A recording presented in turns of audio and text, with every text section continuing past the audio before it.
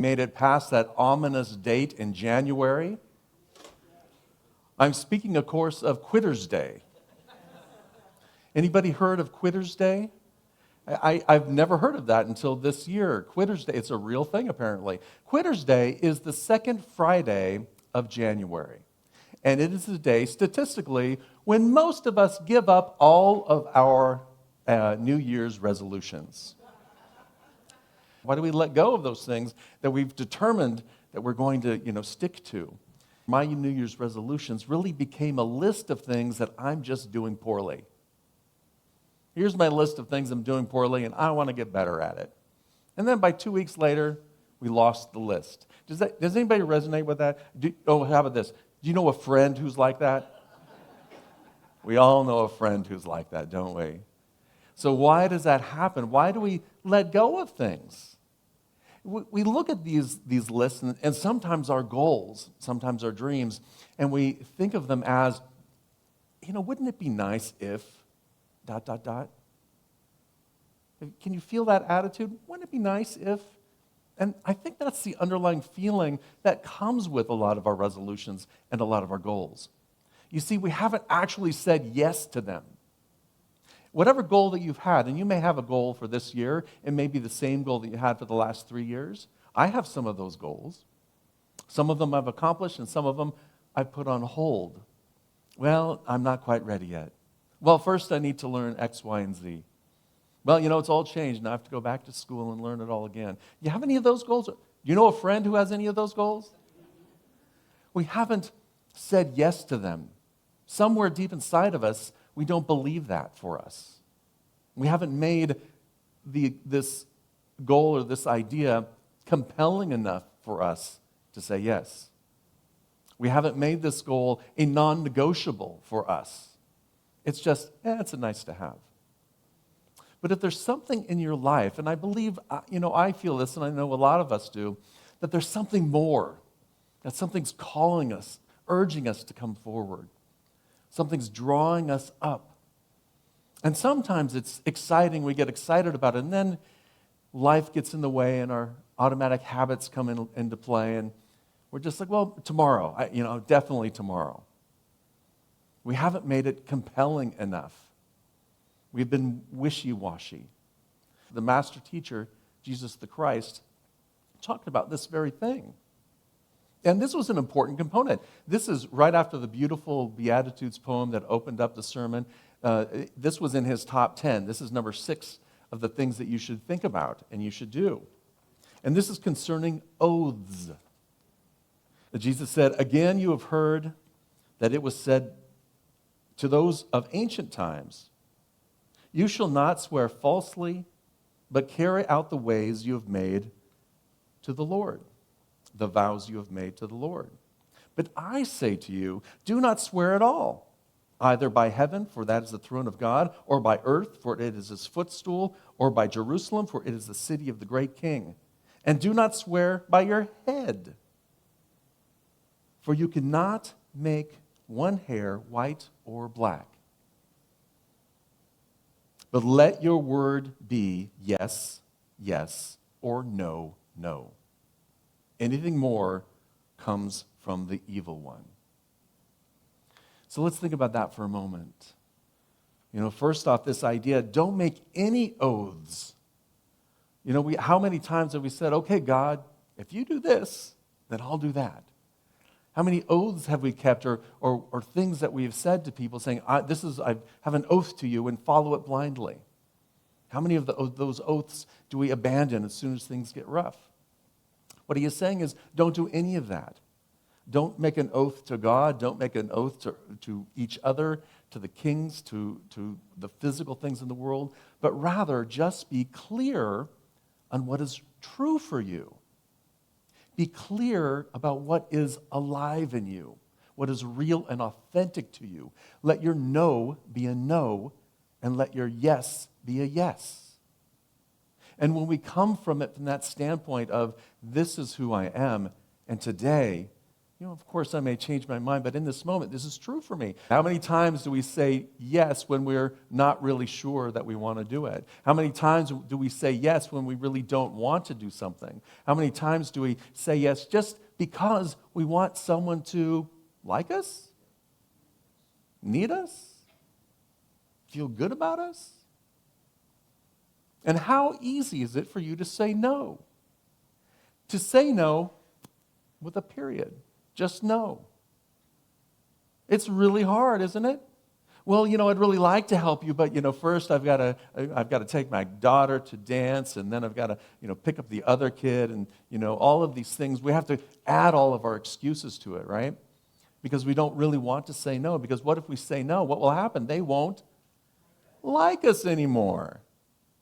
You see, we're placing all of our value externally on what they think, rather than staying focused on God, as we sang earlier. Stayed on God. Stayed on our authentic self. Jesus said, and do not swear by your head. Do not swear by your head. Do not make promises by your head. We are so tied into our thinking. We're so tied into our storytelling. We're so tied into what's happening that we move so fast, our head moves so fast, that it leaves our heart and our gut behind. Have you ever made a rash decision before? Or know a friend who has? Right? We make those rash decisions because our head is leading the way, but we don't take time for our heart, that love within us, or our gut, that wisdom within us, to catch up. And we do this as a society. We are so bent on moving faster and faster. Look at technology. It's wonderful the things that we can create. We're creating and creating and creating, but we're not letting wisdom catch up. We're not letting love, harmony, connection catch up. We're just moving too fast. And we have to take a pause so that our heart and our gut can catch up. Love and wisdom can be brought into the equation. So the master teacher is telling us, slow down. Take a nice, deep, cleansing breath and allow that heart within you, that harmonizing energy of spirit, divine love, that agape love, to catch up. Allow that wisdom, that divine wisdom that's within you, that still small voice that speaks to us, that says, that's probably not the right thing to do. Allow that to catch up so that we can make a decision, so we can make a choice and move forward with things with a yes, a clear yes, or a clear no. Just to be patient in it. You ready to get to the evil one?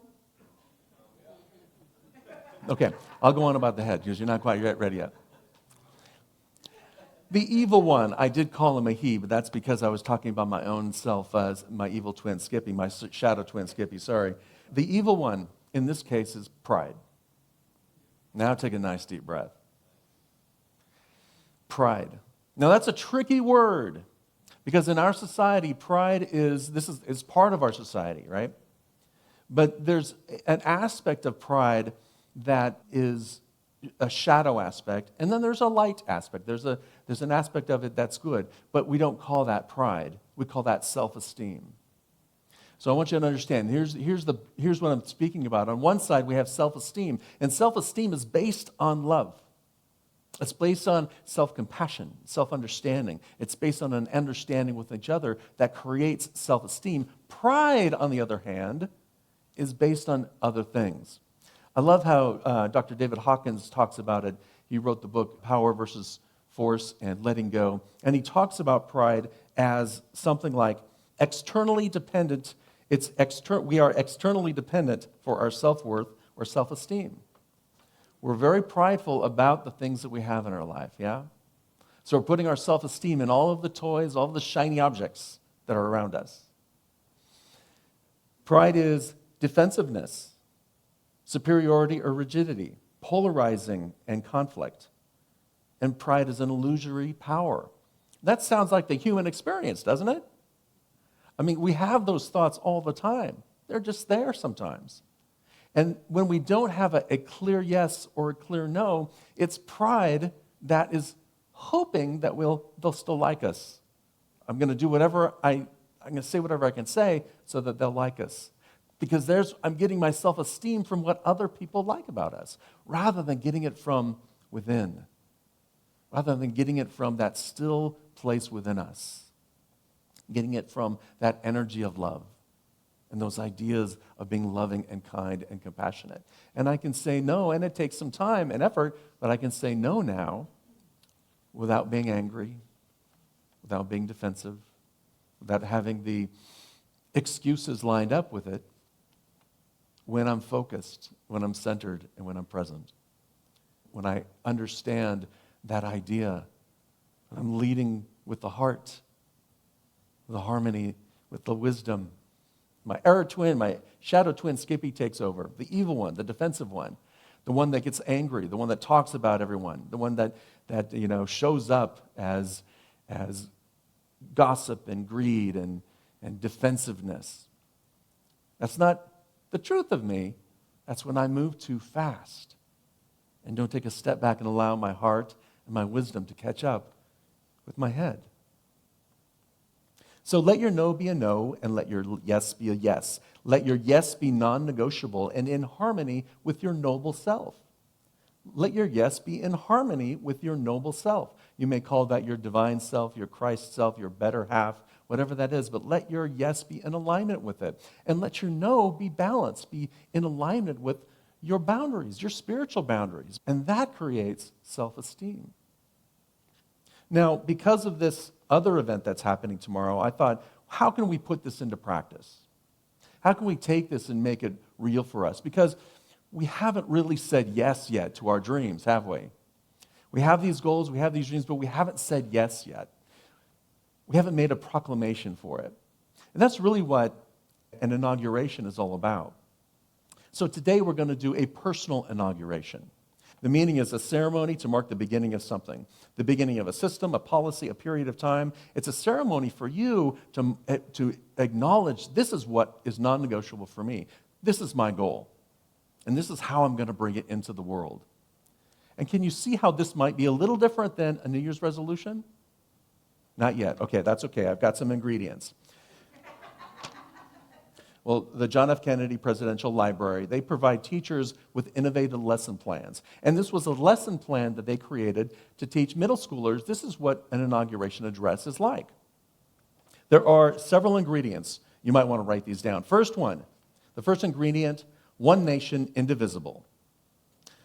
This is the basic belief and principles of unity that unite us, that we are one. So spiritually, we are one. We're one in spirit. I'm one with the allness of life, love, and wisdom. I'm one with God. And in spirit, we are one with each other. And so I begin my goal with that knowing that I'm one with God, I'm one with spirit, I'm one with the allness, and I'm one with all of life. I am one with the one. Would you affirm that with me together? I am one with the one. I am one with spirit. Together? I am one with spirit. We are one in spirit. Together? We are one in spirit. I am love. Together? I am love. The second ingredient is the historical moment. This moment in time. This moment in time when you are saying yes to love. This moment in time when you are saying yes to your noble self. I'm going to apply this in my life. I'm going to bring that white stone word that I came up with a few weeks ago. I'm going to bring that spiritual value and I'm going to put it into my life, put it in action. This is the day that I'm going to do that. What are the great challenges and opportunities for you in this moment? Because the human experience that we talked about before, the human experience is to help us grow spiritually. There will be challenges. Anybody notice that? There will be challenges. And there will also be opportunities for us to come alive and thrive, to bring that spiritual nature to the forefront and express that into the world. So, what are the great challenges and opportunities in your moment in time? And what is your vision for the future? So just take a moment and picture yourself in 3 years, Picture yourself at the end of the year, whatever time frame you want, whatever goal you currently have. What do you want to experience there? How do you want to feel? How do you want to show up? What does it mean for you? What's your vision for it? How will you embody that in this historical moment? Then what are your goals? This is the third ingredient. What are your goals? What are your yeses and nos? What are real for you? Don't come up with something, yeah, I know I should do it, but that's not an authentic yes. It's still a no. So leave it a no until you're ready to say yes to it. And if you can be intentional and thoughtful about it, it changes your perspective on yourself, on your self-esteem. Because if we say yes to something that we don't do, how do we feel when we don't do it? Bad, shame, guilty. Yes, we feel awful. And then we blame ourselves, and then we shame ourselves, and we get into that pattern, that normal pattern that the human experiences. But our noble self, if we look at it and say, nope, this is still a no for me. Okay, then you're being authentic, and you're looking at your yeses, and you're accomplishing your yeses. Then how would you feel? The next ingredient, the audience and your message, and a few of these go together, the audience and your message. Who's the audience that you are talking to in this moment? Yes, the ego, the self, the higher self is speaking, and the ego listens. And we're here to tell the ego, because the ego doesn't go away, but the ego, you're now in service to this higher self. And when you're in service to it, ego, it's better. What message, what affirmation will you use to remind your ego that it's in service to your divine self? That's the goal. What message can you give yourself to remind yourself that your yes is in service to your higher good?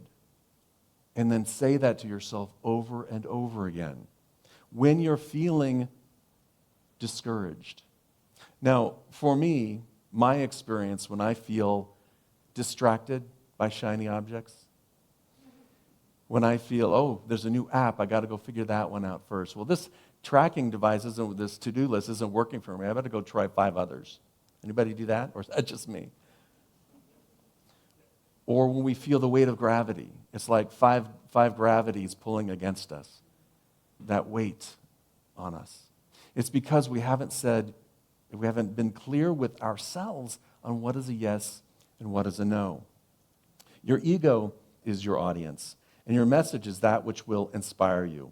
So what will energize you? What will lift you up during the challenges? And it may change from day to day. What generates gratitude within you?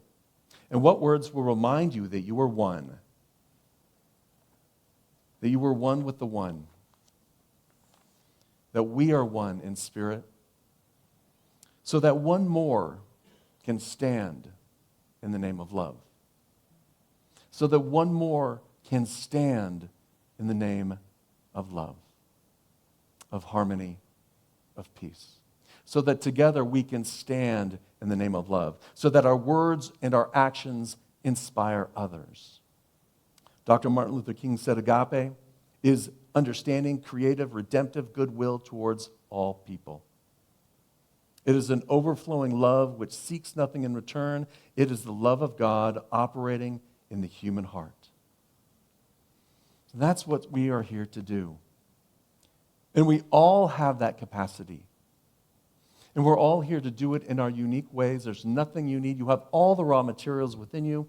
You just need to acknowledge it and say yes. Are you ready to say yes? Yes.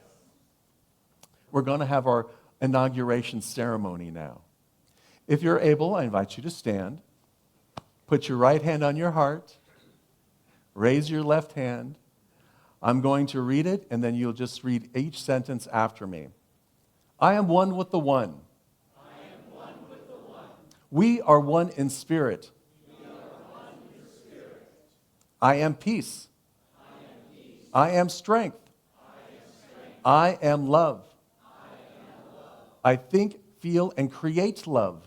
I think, feel, and create love. I pray love. I pray love. I practice love. I practice love. I stand for love. I stand for love. I am love. I am love. And so it is.